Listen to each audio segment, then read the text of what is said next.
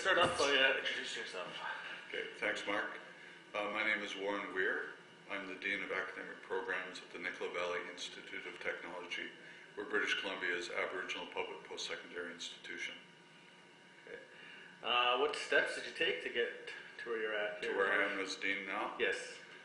Well, it's been about 30 years, and I know we're talking about leadership, so there were lessons of leadership that I learned along the way. When I was at the University of Victoria in the late 80s, I worked with a fellow named Frank Castillon on his books on land claims and Aboriginal governance and leadership.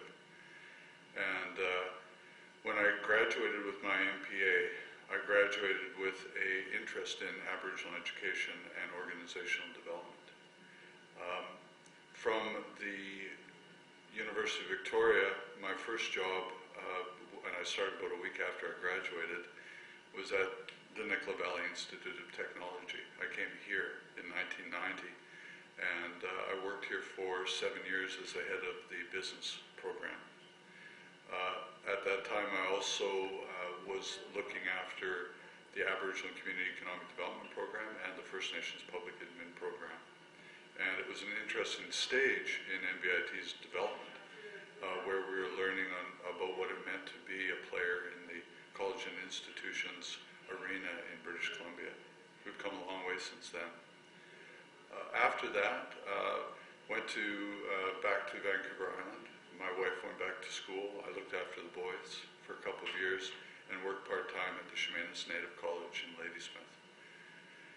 From there, I went to the University of Saskatchewan and was the director of the Indigenous Management Specialization within the MBA at the Edwards School of Business at the University of Saskatchewan. Was there for 11 years. Continued my research and interest in leadership and teaching courses in leadership and talking and working with leaders. 11 years later, decided it was time for a change. Worked briefly at the Algoma University within their research department, and 2.5 years ago came back to NVIT to take on the position of one of the two deans here.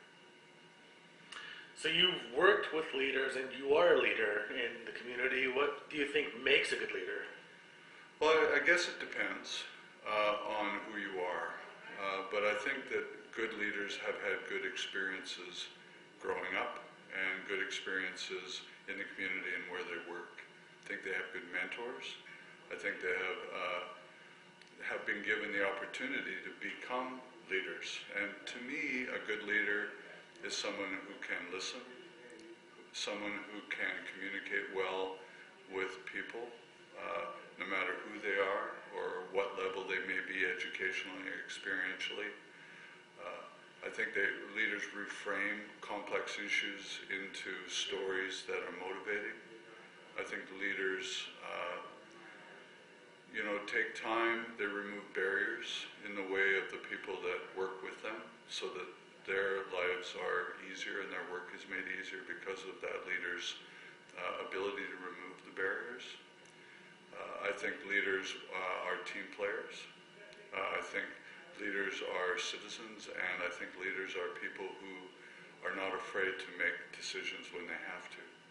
Oftentimes, good leaders will look to others for ideas about decisions and input about decisions, but in the end, if a decision has to be made, a leader is decisive, and a leader also remains accountable and responsible for the decisions that he or she makes, and doesn't, passes the success on to others, but if there's problems or failures, takes responsibility for that. Do you think a leader is born, or can one be created? Well, there's always been this discussion around whether or not leaders are made or whether they're born. Whether you can learn to be a leader or you just become a leader because that's your fate. Some of the communities, some of the First Nations communities I work in that believe in hereditary leadership say that you are born into positions of leadership. However, interestingly enough, there may be many people that are in line to be the hereditary leader. They still have to prove themselves. And I believe that. I think that everybody is born to be a leader.